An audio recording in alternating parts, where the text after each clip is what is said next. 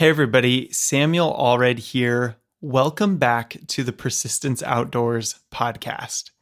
It has been a rough deer season for me, let me tell you. I spent some time earlier this season, about a week, hunting elk.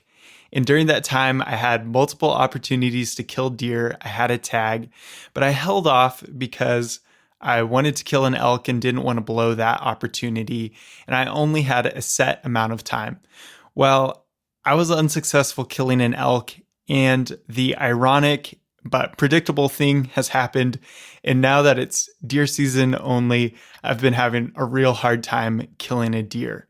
I moved back from Tennessee. So I was living in Tennessee and I've moved back to the Northwest.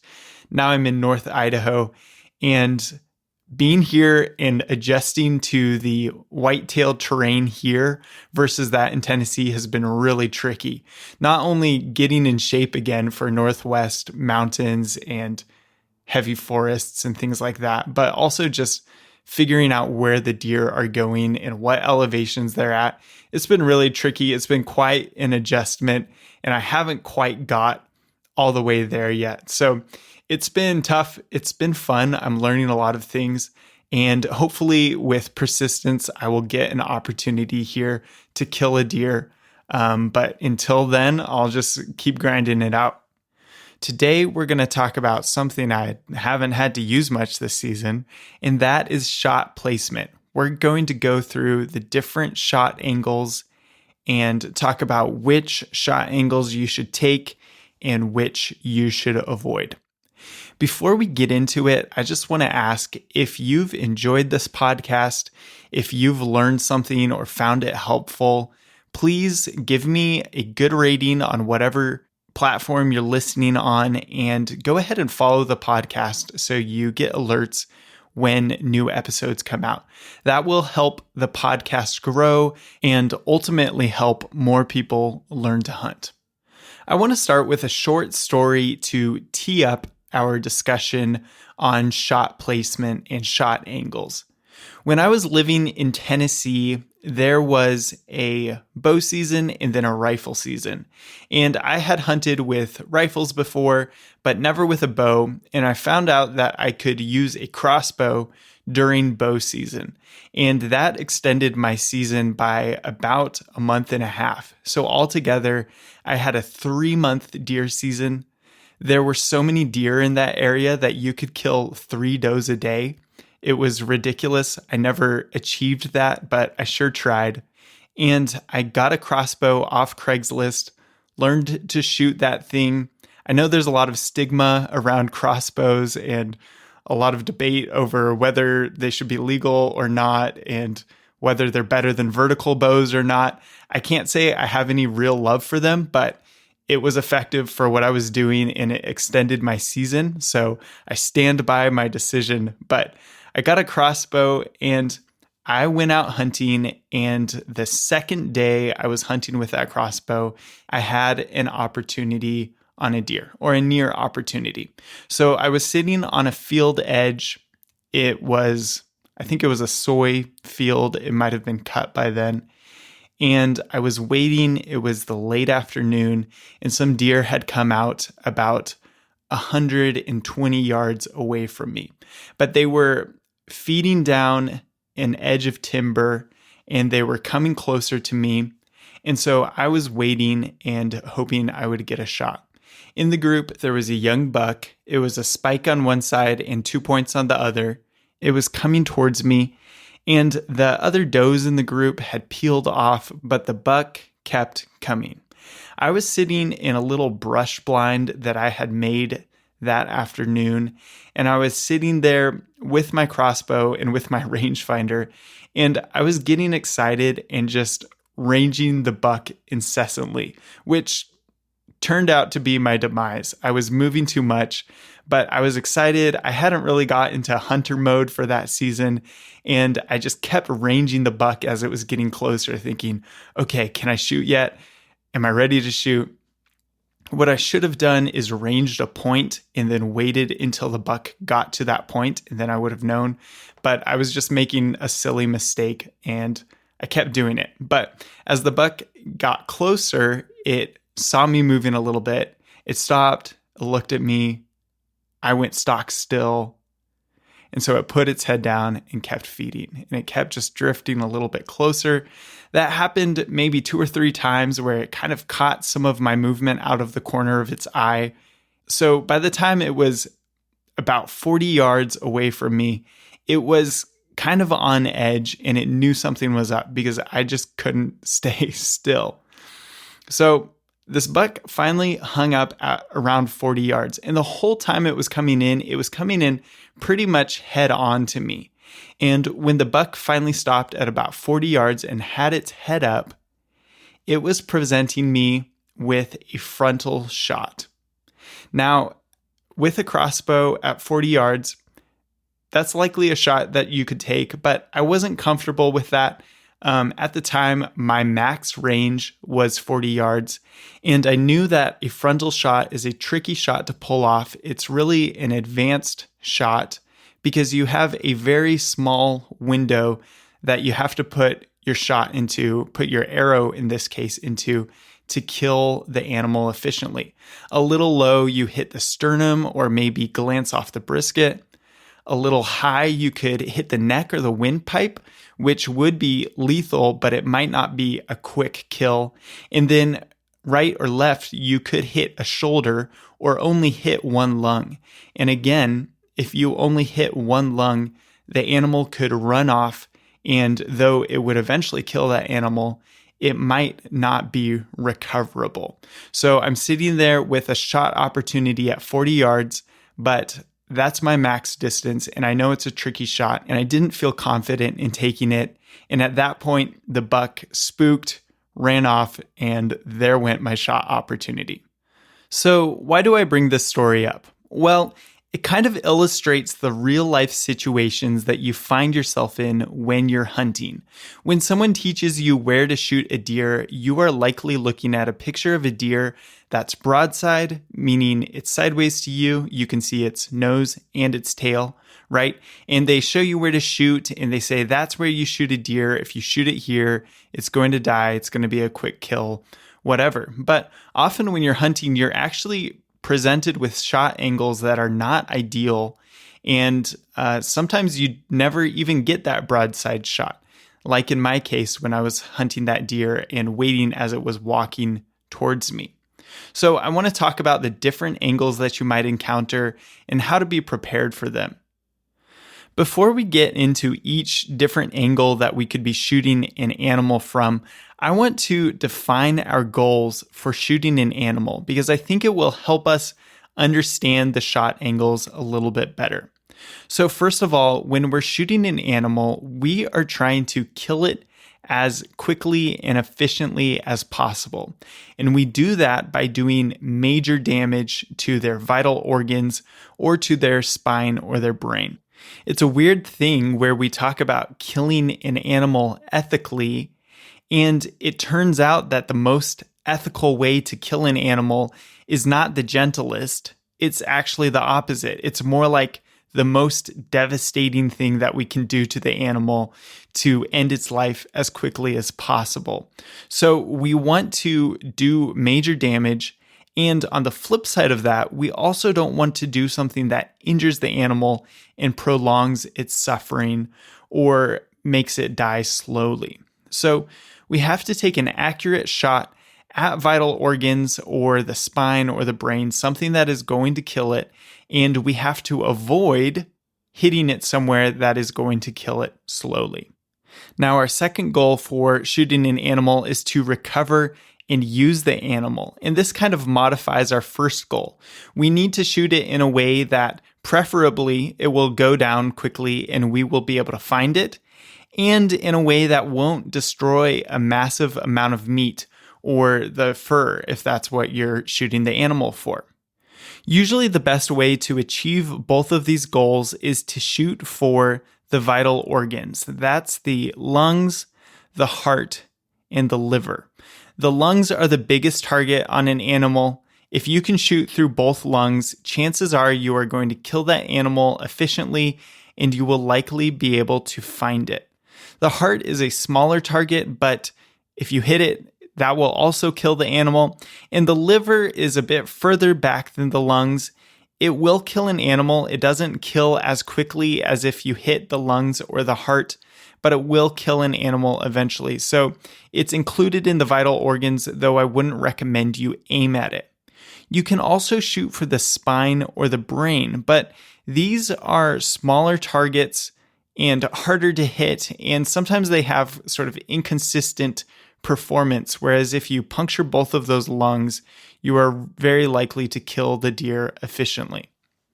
What you're trying to avoid are the guts, a stomach that might be full of food and very dense and block the penetration of a bullet. You're trying to avoid big bones and the knuckles and joints that would be very hard for a bullet to get through. And you're also trying to avoid damaging lots of usable meat. So with that, let's get into shot angles. These angles and these tips will apply to most North American big game. Bears are a little bit different, and we will touch on those towards the end. But for most of your animals, like your deer or your elk, these tips will apply. So we'll start with broadside. Broadside is when the animal is standing sideways to you. You can see its nose and its tail, and most of its vital zone, the place where if you shoot, you will hit its vital organs, is exposed.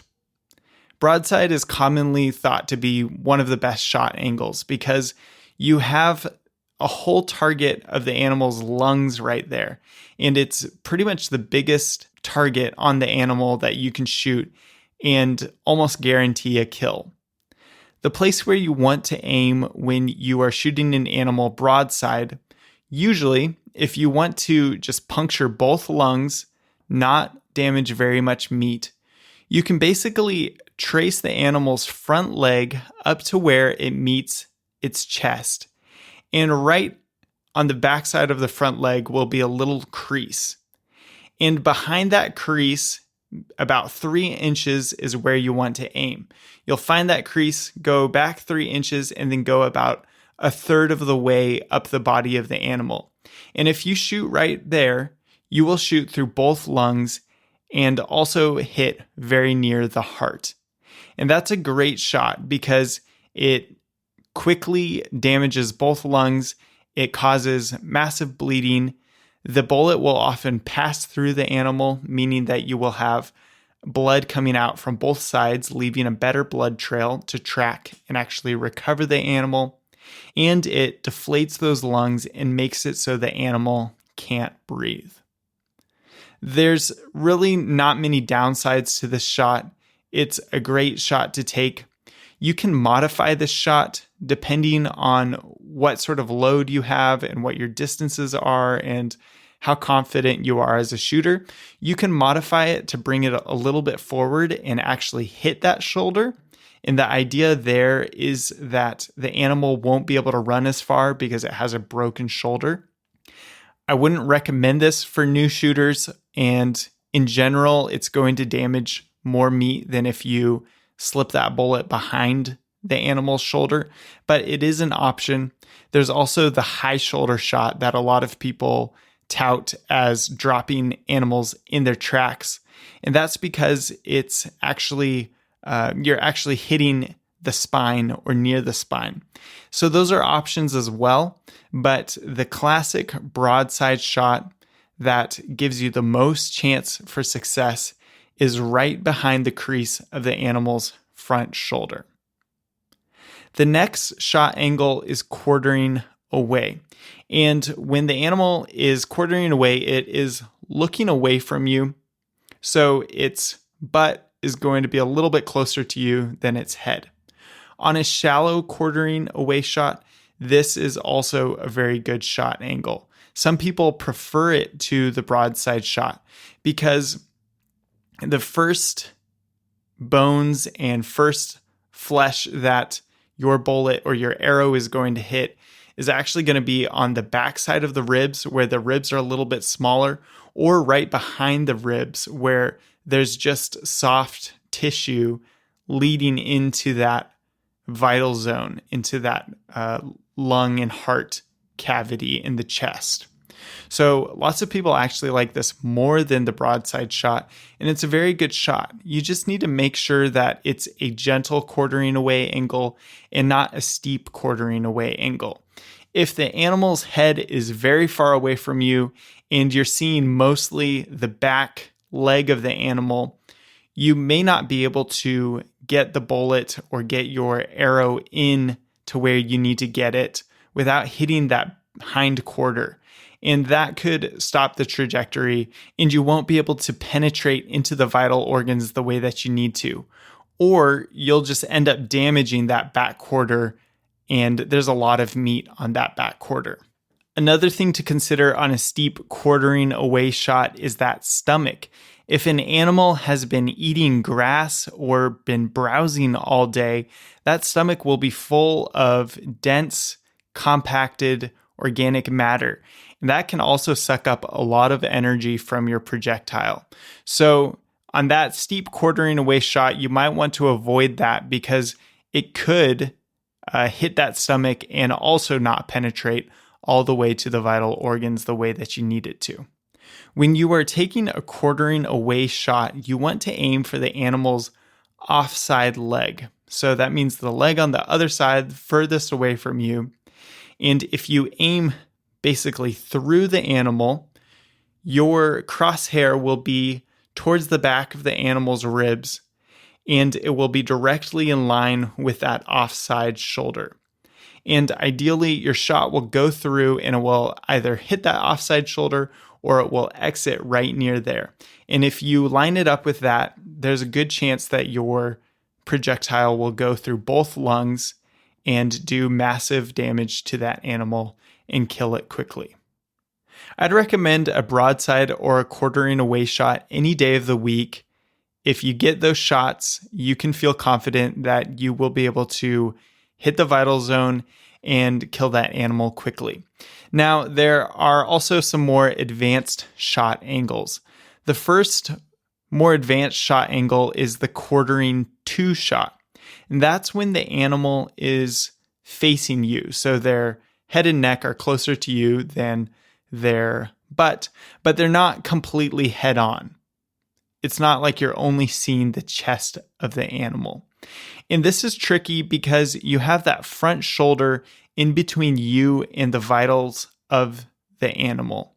And you either need to shoot around the front shoulder or you need to shoot through the front shoulder. And that can be tough to do depending on what weapon you're using or what load you have. So for archery hunters, that quartering to shot is not a good shot to take in most scenarios because there's a good likelihood that your arrow will just hit that front shoulder and not go all the way through. And that could injure the deer even fatally, but you're not going to recover it and it's not going to die quickly. For rifle hunters, you have a little more flexibility. You can choose to hold very close to that front shoulder bone and just hug that and try to put the bullet right next to that front shoulder bone and hopefully go right behind it and get into the vitals, depending again on the angle at which the animal is standing to you. And if you don't hit right there and you hit the bone, that might be okay because sometimes with a rifle, you're able to break that front shoulder and go through and still get into the vitals. Now, you want to be careful with this on a bigger animal like an elk, a big tough animal with big bones and big muscles. But you could probably take that quartering to shot on a deer. It's a tougher shot and you have a bit of a lower likelihood of making a clean kill than with a broadside or a quartering away shot. And also, when you are shooting on that shoulder or very close to that shoulder, you're more likely to hit a bone and create more meat damage, which is not ideal. Some people like shooting at the shoulder, and that's a matter of personal preference.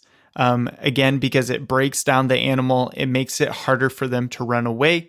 That's your decision. If you decide to do that, though, make sure that you have a tough bullet and you have a load that is capable of penetrating through that shoulder so you don't end up just damaging that shoulder and the animal getting away from you or suffering.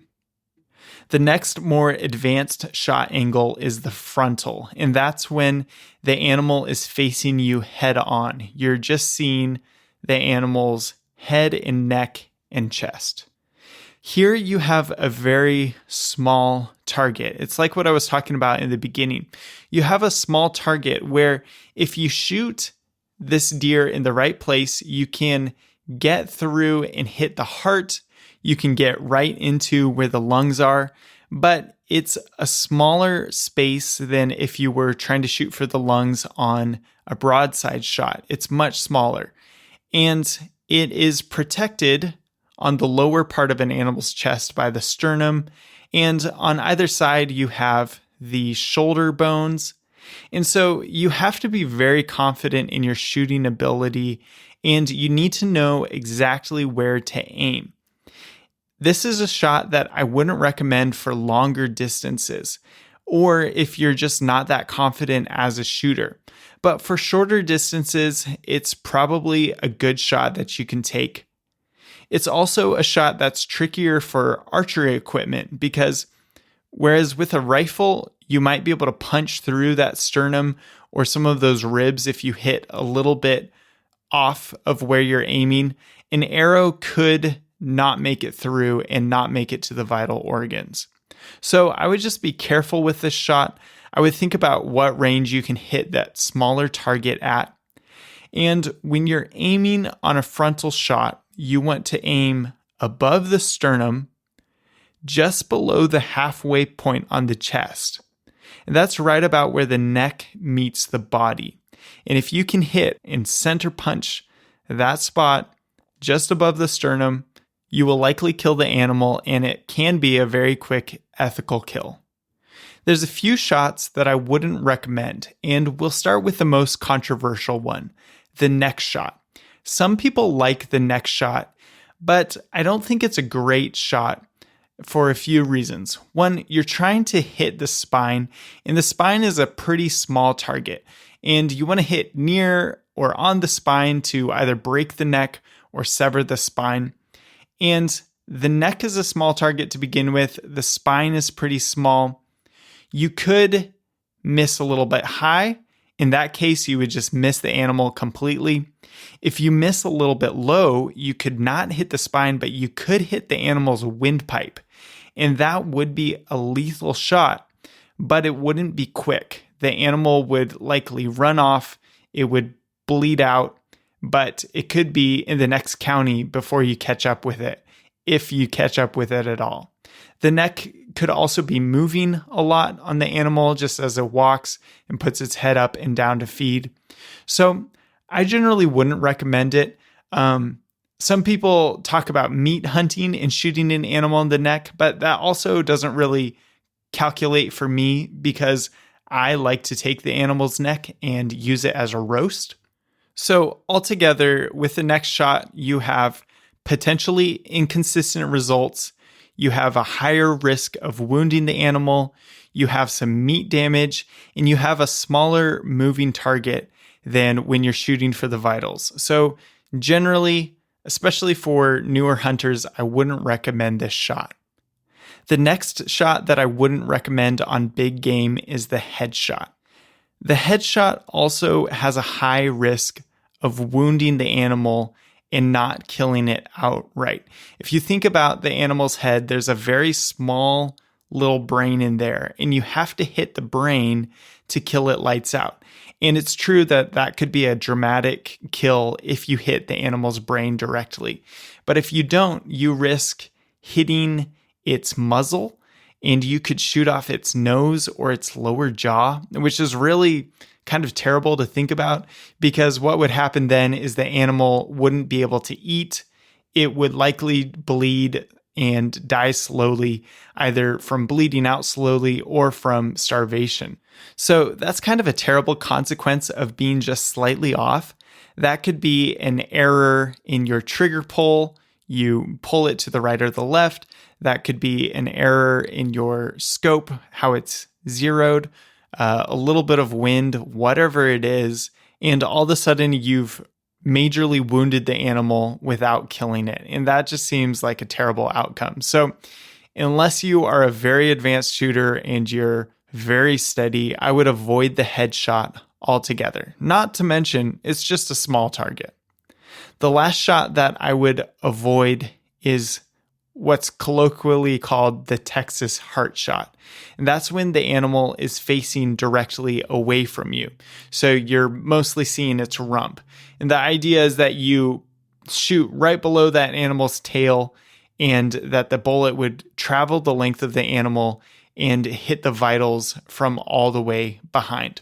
This isn't a great shot for a couple reasons. Number one, you have to penetrate the length of the animal, and there's a chance that your bullet or projectile won't even get all the way to the vital organs and do that damage that it needs to do to kill the animal quickly. Number two, you're shooting through a bunch of guts, and that's going to make the butchering job a lot dirtier and messier and a lot more gross. And it's likely to spoil meat and make that meat unusable. And number three, kind of like the frontal shot, you have a very small window in which you can get that projectile through to the vitals. And in this case, you actually have a stomach right in the way. You have all the guts. It's just a lot to get through, and it's not a shot I would recommend. Now, I'll make one big caveat. If you've shot an animal and it's getting away from you, say you only hit one lung and it's making for the next county, take whatever shot angle you have at that point. You want to break it down. You want to end its suffering. So that's a situation in which you should take any shot opportunity you have. All right, so those are the basic shot angles, and now that you've thought about them, you'll start recognizing them in the field. I know I said I'd talk a little bit about bears and how they're different, so let's get into that. Bears' lungs sit a little bit further back than animals in the deer family. So your deer or elk, a bear's lungs are going to sit a little bit further back. When a bear is broadside, hunting guides often tell clients to shoot for the middle of the bear. So they're talking about center mass on the bear, basically centered between the front leg and the back leg, and centered between the back of the bear and the belly of the bear, right in the middle of the middle. And that seems very far back when you're used to shooting cervids, members of the deer family, but that's where the bear's lungs are. You can generally take your shot placements that you might use for a member of the deer family and just bump it back 3 to 4 inches, and you'll probably be good to go. But you do want to recognize that. Another thing with bears is that they're notoriously hard to track because they often have lots of loose fur and fat that can block blood coming out from the wound or soak it up. So when you're shooting a bear, you want to be cognizant of that and try to make a shot that's going to give you 2 wounds, so an entry and an exit wound. The best shot is a pass-through broadside shot where you hit both lungs and then you have 2 wounds to help you track it. Bears can also fit in all sorts of different shapes and positions that a deer could never contort itself into. So you have to be a little bit more creative and always think about where the bear's vitals are, even in relation to how it's sitting. It could be sitting like a person, like almost crisscross applesauce. It could be on the ground. It could be standing up. They do all sorts of things. They're very flexible, right? So you have to be a little bit more creative when you're taking a shot on a bear, or just wait for a better shot opportunity. That's one thing that's actually good to keep in mind for all animals, is that you're shooting at a 3D target. It's not just flat. It's not that you just need to hit at this point on the deer and then it's going to die. You actually need to imagine where the vitals are inside of that animal and shoot that way, not just at a single point on the fur of the animal. This especially comes into play when you are in a tree stand, or maybe you're shooting up at an animal that's higher than you. If you're higher than the animal looking down, you're actually going to have to aim a little higher up on the animal's body so that your projectile travels through the animal at a downwards angle and still hits the organs you're aiming for. So for example, you're in a tree stand and a deer is broadside to you, facing left. Instead of aiming 1/3 of the way up the deer's body, like you would if you were on the ground, you might aim halfway up the body or about 2/3 of the way up the deer's body, so that your arrow or bullet will hit high on the lung that's closest to you, continue to travel downwards at an angle, and hit low on the lung that's further away from you. If you were in that situation and you aimed 1/3 of the way up the deer's body where you normally would while shooting from the ground, there's a chance you would hit low on the first lung, and then your projectile would exit downward without hitting the second lung on the far side. And an animal can still run a very long way with only one lung. The inverse is true when you're shooting uphill. You're going to have to aim a little bit lower on the animal, so as the projectile travels upward through the body, you'll hit what you're aiming at. So something to think about: always imagine a 3D target and how the vitals are suspended in that animal rather than thinking of it as a flat surface. All right, well, I hope this has been helpful for you and has given you some things to think about the next time you're heading out into the field. As I wrap up here, I will leave you with a final thought, and that is: match your shot angles and your shot placement to your skill, your weapon, and your load. If you're a newer shooter and you're using a softer cup and core bullet and a smaller caliber, you might want to limit yourself to those broadside or quartering away shots. On the other hand, if you're more advanced and you're using a more powerful cartridge, and maybe you have a monolithic copper bullet that's known to be tough and deep penetrating, then you could choose to take some of those shots where you might need to thread the needle or shoot through a shoulder or through a bone to penetrate into the vitals. Make sure to assess your skill, your weapon, and your load before you go hunt, so you're never second guessing yourself in the field. That's all I've got for today. I'll catch you next week.